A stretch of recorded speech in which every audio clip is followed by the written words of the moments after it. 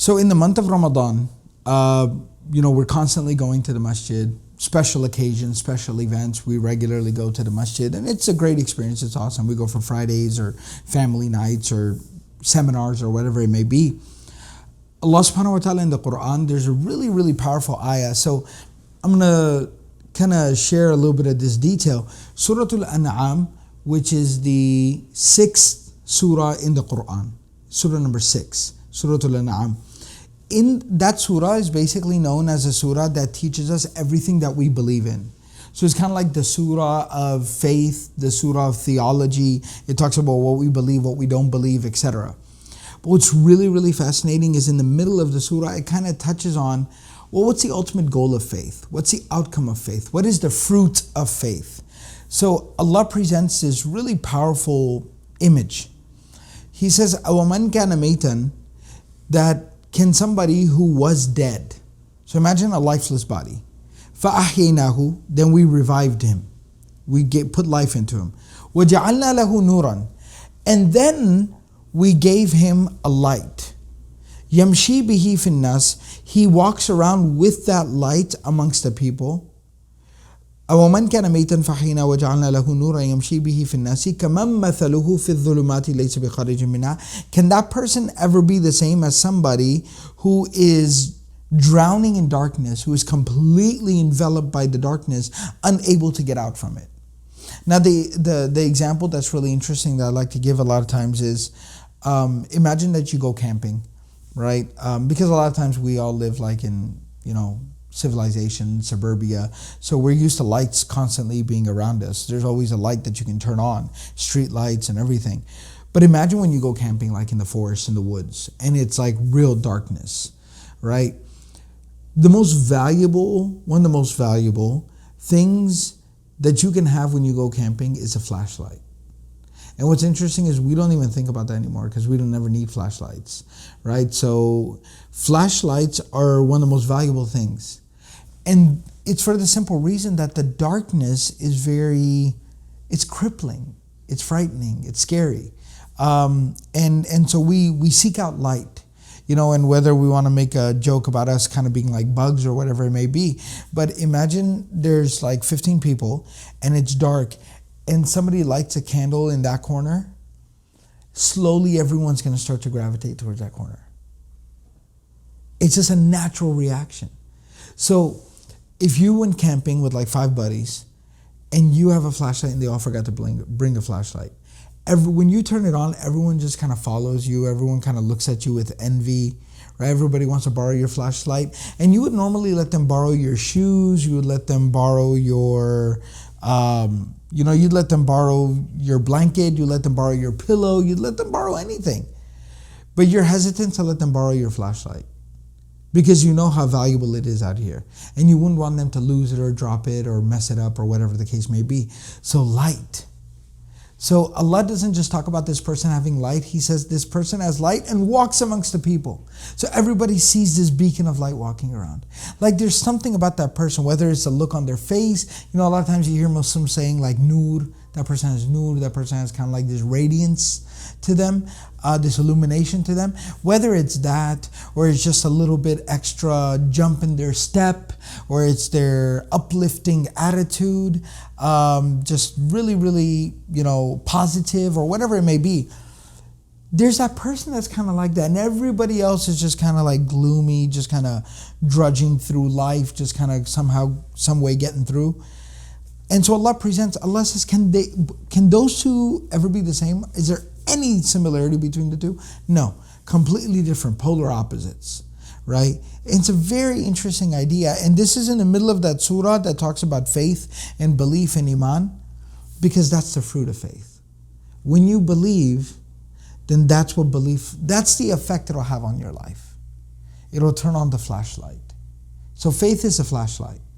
Now, the big question is, how do I turn on that light though? I understand faith is the flashlight in this world of darkness that is the woods, right? But how do I get that flashlight? I know how to get a flashlight in real life. You just go to the supermarket, grocery store, general store, pharmacy, whatever. How do I get a flashlight like spiritually? How do I get that faith? One of the ways that we can get that faith, that light, is by going to the masjid. And not just even going to the masjid when it's difficult to go to the masjid. The Prophet ﷺ, there's a beautiful hadith, it's a narration. He says, congratulate those people who regularly walk. One meaning is regularly walk, the other meaning they go frequently, who frequently walk. And the second meaning is they go no matter how difficult it is. So congratulate the people who frequently go to the masjid, no matter how difficult it is, at the hours of darkness, like Isha prayer, Fajr prayer, and congratulate them and let them know, the Prophet is saying, that they will have a complete light on the day of judgment, on the day of resurrection. So I gave you the example that faith is like a flashlight in the woods. Now take it to a whole nother level. The day of judgment. The day of judgment will be frightening. It'll be dark. It'll be the most terrifying experience that anybody has ever seen or experienced. It's the most terrifying thing. And on that day, Allah tells us in another place in the Quran, in Surah number 57, Surah Al-Hadid, Allah says that يَوْمَ تَرَى الْمُؤْمِنِينَ وَالْمُؤْمِنَاتِ يَسْعَى نُورُهُمْ بَيْنَ أَيْدِيهِمْ وَبِأَيْمَانِهِمْ. On that day of judgment, you're going to see the believing men and the believing women, and rushing in front of them, flying in front of them, will be a light in front of them, and there will be a light to the right of them. So it'll almost be like a beam of light, or like imagine kind of like a fireball, but like light, glowing ball of light. There will be a glowing force of light that will be in front of them and to the right of them. And interestingly, Allah says in the Quran that light is going to be moving really quickly. Well, what it implies, two things. Number one, Allah says, Nuruhum, this will be their light. And number two, if Allah says it's their light, it belongs to them. And if it's flying very quickly, then that means they are flying very quickly. They're moving very quickly. So they're just going to be flying through. Everyone's going to be like drowning in their own sweat and, wanting to die because of the torment and the regret on that day of judgment. Everyone's just kind of trapped and stuck where they are. And then you're going to see these beams of light. There's just go flying through everyone and everything until they go straight in through the gates of paradise.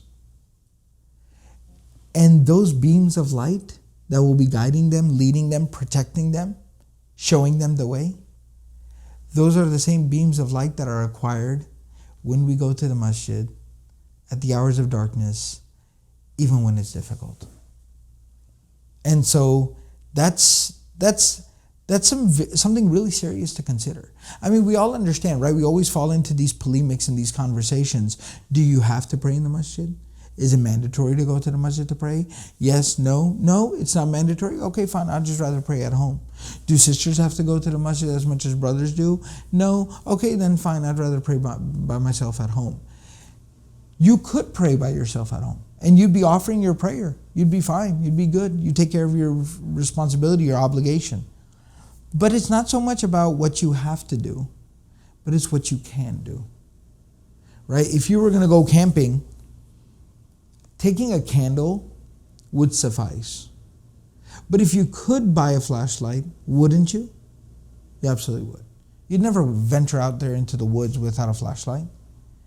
How are we so comfortable not just going through the difficulties of life, going into our graves, going to the day of judgment, the life of the hereafter, without having a flashlight handy? And that flashlight is the light of the heart. And it's acquired here in this world by going to the masjid at the hours of darkness, even when it's difficult. So inshallah, hopefully, Allah gives us the ability to keep regularly going to the masjid. And I'd be remiss if I didn't say, when you do go to the masjid, you might run into sometimes interesting people. I use the word interesting very interestingly. You might run into some interesting people. But remember why you're there. You're there for Allah. You're there to get that light. You're there to light your heart up with iman. So if you got to ignore somebody, you got to do what you got to do. Inshallah.